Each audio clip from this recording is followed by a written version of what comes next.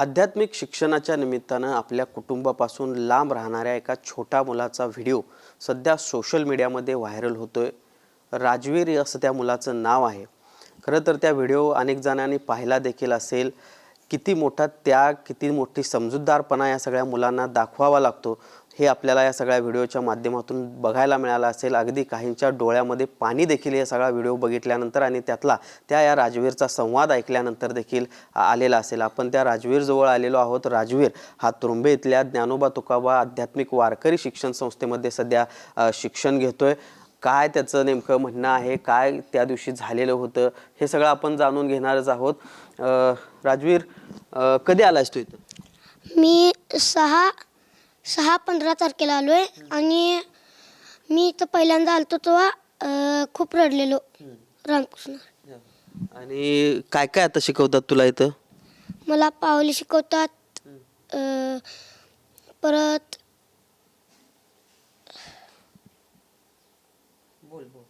भगवद्गीतेमधलं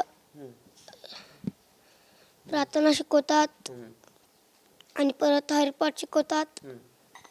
इथं खूप असं नजारा आहे आणि ही मुलं आहेत ना, काय एखादा मुलगा मला मारलो गावातला तर समजावून सांगतात आमच्या संस्थेतल्या पोरासनी मारू नका, ही जर छोटी आहेत। रामकृष्ण हरी। मला सांग, घरी कोण कोण असते तुझ्या? माझ्या घरी काका असतात, आजी असत्या, आई असतात आणि मम्मी पप्पा असतात, काका काकी असतात, बहीण असतात। आता 15 दिवस झालं इथं आलायस, महिनाभर झालं तू इथं आलेला आहेस। बरं वाटतंय तुला इथं आल्यानंतर? हो। घरच्यांची आठवण येते? नाही। पालक मीटिंगला कधी येतात भेटायला? किती वेळा आले होते घरातले भेटायला? पालक मीटिंगला आणि एकदा न्यायला आलते। जखम झालती एका जागेला, ते इन्फेक्शन झालतं आणि न्यायला आलते। मग आता ज्यावेळी पालक मीटिंग असते आणि जर समज कामाच्या निमित्तानं तुझ्या आईवडिलांना किंवा घरच्यांना या ठिकाणी येता आलं नाही तर काय वाटतंय तुला? म्हणजे बाकीचे सगळे आईवडील आलेले असतात, तुझे मात्र घरातलं कोण नसते? मला असं वाटतंय की मम्मी पप्पा कामात असतील आणि म्हणून त्यांनासनी यायला जरा वेळ होईल। मग तुला त्या दिवशी मग इतर जे पालक येतात, इतर विद्यार्थ्यांचे, ते आपल्याला आपल्या पालकांना काहीतरी खायला घेऊन येत असतील। मग तुला वाटत नाही त्या दिवशी आपले पण पालक आले पाहिजेत, काहीतरी आपल्याला खायला घेऊन आलं पाहिजे? नाही। मग तर नाही दिलं तर मग कोण तुला देतं इथं? मला गुरुजी सगळं बघतात आणि गुरुजी एकदम मस्त आहेत। माझे पप्पे बिप्पे घेतात आणि खायला देतात आणि लाड करतात। तर बघितलं, हा राजवीर किती बोलका मुलगा आहे। खरं तर दीड महिन्यापूर्वी या सगळ्या शिक्षण संस्थेमध्ये तो आलेला आहे। आध्यात्मिक शिक्षण घेत आहे। आता हळूहळू या सगळ्यामध्ये रमत देखील आहे। मात्र महिन्यातून एकदा पालक मीटिंग असते, कधी याच्या घरच्यांना यायला इथं मिळतं नाही मिळतं। मात्र जो व्हिडिओ आपण बघतोय त्या व्हिडिओच्या वेळी त्या दिवशी त्याचे पालक या ठिकाणी आलेले नव्हते आणि त्यामुळं काहीसा नाराज तो होता आणि त्यामुळं इथले जे गुरुजी आहेत, ओंकार गुरुजी, ते त्याच्याशी बोलण्याचा त्यांनी प्रयत्न केला। का असा नाराज आहे असं विचारण्याचा प्रयत्न केला। तो व्हिडिओ ज्यांनी शूट केला ते ओंकार गुरुजी आपल्यासोबत आहेत, बोलूयात। खरं तर अशीच व्यथा अनेक मुलांची असेल, त्या दिवशी काय नेमकं झालं? सर, असे माझ्याकडं टोटल 65 मुलं आहेत। त्या 65 मुलांच्यापैकी अनेक आई वडील आले नव्हते पालक मीटिंगला। तर याचे आई वडील आलेत, खरं लेट आलेत। मग आई वडील यायच्या अगोदर हा मुलगा 1-2 महिने झालं आपल्या वारकरी शिक्षण संस्थेमध्ये शिकतोय। अगोदर त्यांच्या आजोबांनी मला सांगितलं होतं की जरा हट्टी आहे आमचा मुलगा, जरा हटमूर आहे, ऐकत नाही। म्हणजे ठीक आहे, आपल्याकडे घाला, काय अडचण नाही, 100% त्याचा रिझल्ट आपण देणार।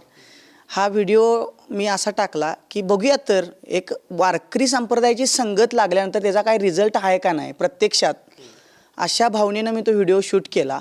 की गावाकडं मुलं रिमोटसाठी हट्ट करतात, मोबाईलमधलं रील नाही दाखवलं तर मी जेवणार नाही, घास तोंडात घेत नाहीत, मोबाईल दे मगच घास, असा हट्टी गावाकडं असतोपणा। मग ह्याच्या आई वडीलच येणार नाहीत असं ह्याला 2 महिने आता वारकरी संप्रदायाच्या सानिध्यामध्ये आमचं पाठ ध्यान सगळं असतं। बघू तर म्हटलं ह्याला किती त्यात रुजू झालेला आहे. म्हणून मी त्याला बोलवून घेतलं. आईवडील आले नव्हते त्या टायमिंगला, त्या सकाळी. म्हटलं तुझ्या आईवडीलच येणार नाहीत, तू काय करणार? येणारच नाही आहेत, पप्पा बी येणार नाहीत, मम्मी पण येणार नाहीत. एकदम नटलेला मुलगा असा एकदम चेहरा पडलेला झाला आणि मनातून त्याला इच्छा होती, आईवडील अपेक्षितच होतं. अपेक्षा भंग झालेला व्यक्ती कसा चेहरा करतो तसा त्याचा चेहरा झाला एकदम. आणि म्हणले चालेल गुरुजी, येणार नाहीत काय? ठीक आहे गुरुजी. तर अरे तुला काय वाटत नाही का? नाही नाही. मग तुला काय पाहिजे आहे का? तर हो. पहिला म्हणला मला दुईरेगी वही पाहिजे आहे, शुद्धलेखन आम्ही काढायला लावतो, दुईरेगी वही पाहिजे आहे. म्हणलं अरे मोठ्यानं बोल ना, काय पाहिजे आहे तुला? तर म्हटला मला बिस्किट आणि काजू पण पाहिजे आहेत गुरुजी, माझ्याकडला खाऊ सगळा संपलेला आहे. मला त्या व्हिडिओमधून महाराष्ट्राला फक्त एवढंच दाखवायचं होतं की घरातल्या मुलांना सुखसोयी देऊनसुद्धा, जेवणासाठी पाची पकवानाचं ताट असूनसुद्धा मोबाईलचा हट्ट धरून ते जेवत नाहीत. वेळेवर सगळ्या वस्तू मिळूनसुद्धा ते असे उर्मटपणानं वागतात. एखाद्या निवासी शाळेतल्या त्यागी मुलाचं जीवन, त्या घरात ऐशोआरामाच्या सुख भोगणाऱ्या मुलांना मला तो व्हिडिओ तिथपर्यंत पोचवायचा होता. त्यामुळे सर मी तो व्हिडिओ टाकला होता सर. नक्कीच आपण खरं तर 4 दिवसापूर्वी हा व्हिडिओ टाकलेला होता. 4 दिवसात कोट्यावधी व्ह्यूज त्याला मिळालेले आहेत. लोकांना तो आवडतोय. भावनिकसुद्धा लोक ह्या सगळ्या व्हिडिओच्या खालच्या प्रतिक्रिया बघितल्या तर होत्या. काय तुमच्यापर्यंत या काही प्रतिक्रिया आलेल्या आहेत का? कोणी फोन केलेला होता का? काय नेमकं लोकांचं? मला बऱ्याचशाच प्रतिक्रिया आल्या, बऱ्याचशाच आल्या. त्यातल्या 2 निगेटिव्ह आल्यात की त्या निगेटिव्ह बघण्यामध्ये पण एक वयस्कर वडील होते कुणाचे तर, की ज्यांनी हॉस्टेलला त्यांना जाता कधी आलं नाही त्यांच्या मुलाच्या. मी बी हॉस्टेलला मुलगा टाकला आहे, मग आम्ही आईवडील काय वाईट आहे काय महाराज? त्यांनी बघण्यात प्रत्येकानं आपल्या आपल्या अँगलप्रमाणे तो व्हिडिओ बघितला. मला अशा प्रतिक्रिया आल्या, त्या वडिलांच्या तशा प्रतिक्रिया आल्या. मी म्हटलं तुमच्या भावना दुखावल्या असतील तर माफ करा म्हटलं. त्यांना पण माफी मागितली मी. परत नंतर मला ज्या प्रतिक्रिया आल्या, सगळ्यात जास्त जर मला या प्रतिक्रिया आल्या असतील तर तरुण मुलांच्या प्रतिक्रिया, अक्षरशः फोनवरती ढसाढसा रडणाऱ्या. प्रत्येकजण म्हणतात आत्ताची तरुण मुलं दांबट आहेत, कठोर मनाची आहेत.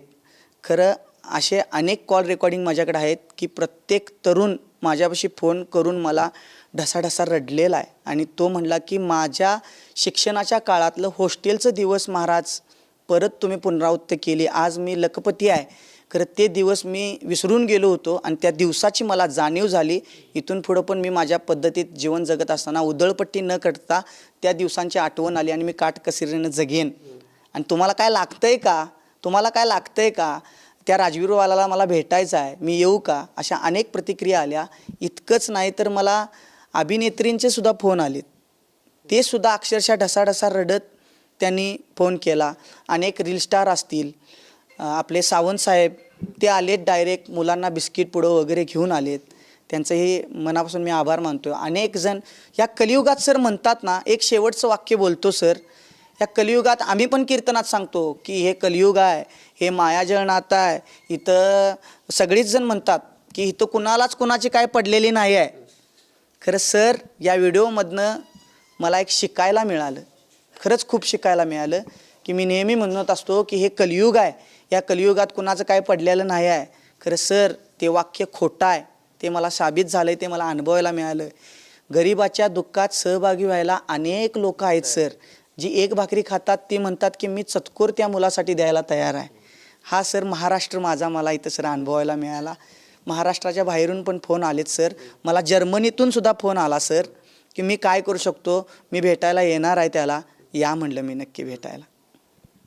कशी ज्यावेळी अशा पद्धतीनं लोक समोरून फोन करून रडतात, अशा पद्धतीचा एखादा व्हिडिओ बघितल्यानंतर, कारण खरंच निरागस आहे तो. आत्तासुद्धा बोलताना आपण बघतोय की बोलका आहे, निरागस आहे.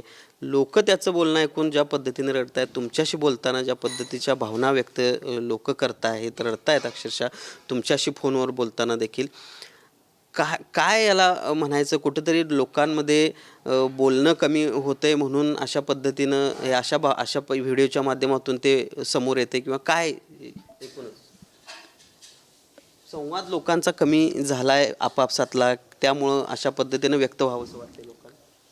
सर हा व्हिडिओ टाकल्यानंतर मला प्रत्येकानं सांगितलं की माझ्या ज्या हॉस्टेलच्या भावना होत्या, एखाद्या वेळेस आईवडील आले नसते, तो 25 वर्षापूर्वी मला सांगायला लागलेत म्हणजे मोठे सक्सेस झाल्यानंतर मी हॉस्टेलला असा जगलोय आजपर्यंत कधी बाबांना पण बोललो नाही. खरं तो व्हिडिओ बघितल्यानंतर महाराज माझ्या डोळ्यात पाणी येते आणि मी आज तागायत माझं दुःख माझ्या मनातलं मी 25 वर्षानंतर मला तुम्हाला सांगायचं आहे. तुम्ही ऐकाल का हो महाराज? मी सगळ्यांची दुःख सर ऐकलीत आणि मी काल इंस्टाग्रामला लाईव्ह केलं. अक्षरशः मी वायबल झालो, मला रडू आलं. एखादा माणूस एवढ्या जणां मला फोन येतात, जवळजवळ 4080 फोन आल्यात मला ह्या 3-4 दिवसात. खरं सर फोन आलेत म्हणून मी रडलो नाही सर. प्रत्येकाची दुःख ऐकून ऐकून माझं मन सर फुटलं गेलं सर. हृदय माझं फुटल्यासारखं झालं आणि मी काल इंस्टाग्रामवर लाईव्ह येऊन सर तो व्हिडिओ केला. अक्षरशः एकेकाचे दुःख भरी. अहो दूधवाला आहे पुण्यातला, दूध विकतोय तो सायकलीवरनं आणि दूध विकता विकता ते व्हिडिओ त्याच्यामध्ये येतोय आणि तो भरलेल्या केनाची दुधाची मी तशीच लावली आहे महाराज सायकल आणि पहिला तुम्हाला मी फोन केला आहे. मी तुमच्यासाठी काय करू? मी एवढा मोठा माणूस नाही आहे, तर त्या मुलग्याची व्यथा बघून हृदय पिळणारा व्हिडिओ आहे. मी त्याच्यासाठी काय देऊ? अनेकांनी नको म्हणत असताना सुद्धा मला अनेक इंस्टाग्राम ज्यांनी व्हिडिओ बघितला त्यांनी कुणी आर्थिक मदत केली, कुणी बिस्किटं लावून दिलीत, कुणी वया लावून दिल्या. खरोखर हा समाज सर मला खूप बरं वाटलं सर. राजवीर, आता 2 महिने झालं तू इथं आहेस, आध्यात्मिक शिक्षण सगळं तू आता इथं घेतोयस. आता काय तुला नेमकं पुढं व्हायचं आहे किंवा कशा पद्धतीनं तुला इथलं सगळं वातावरण? मला इथलं वातावरण एकदम खूप चांगलं पाहिजे आहे आणि इथं एकदम असं मस्त मुलं पाहिजे आणि एकदम इथं मस्त आहे. काय काय करतोस इथं दिवसभर? मी दिवसभर सकाळी 5ला उठायचं आणि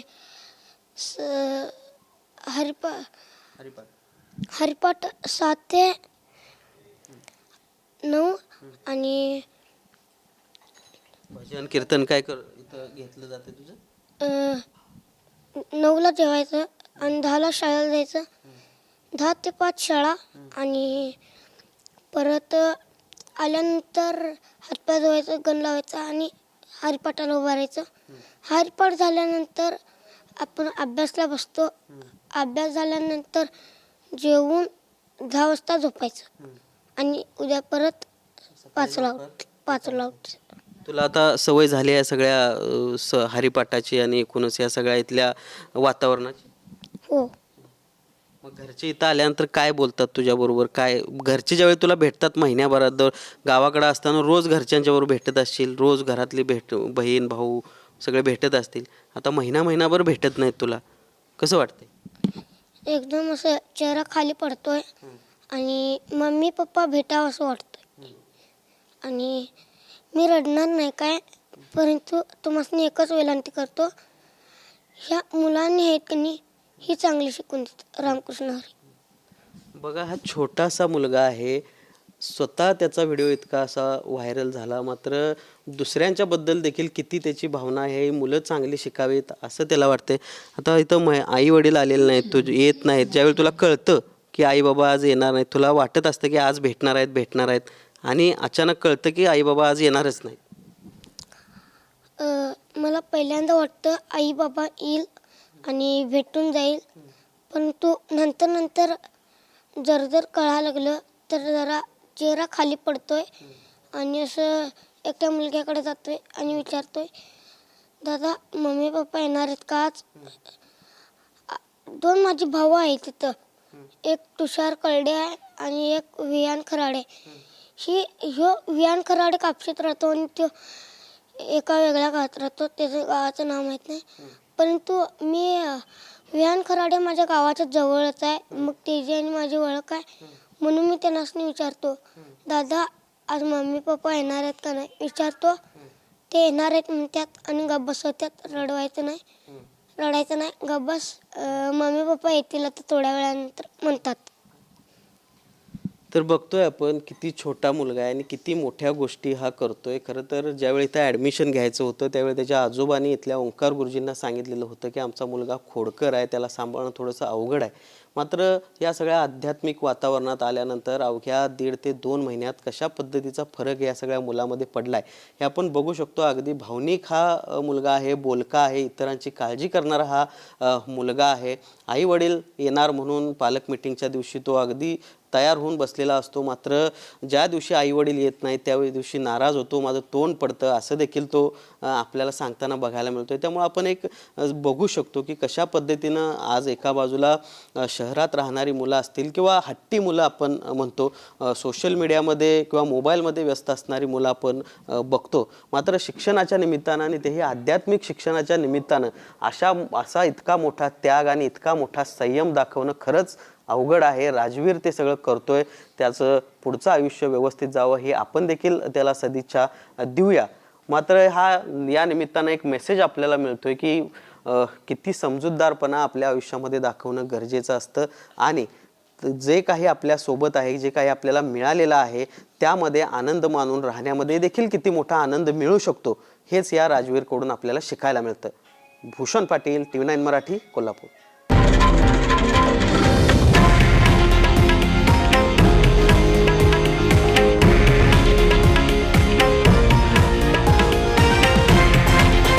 हे आहे देशातील नंबर 1 न्यूज नेटवर्क आणि आपण पाहत आहात TV9 मराठी, एकमेव.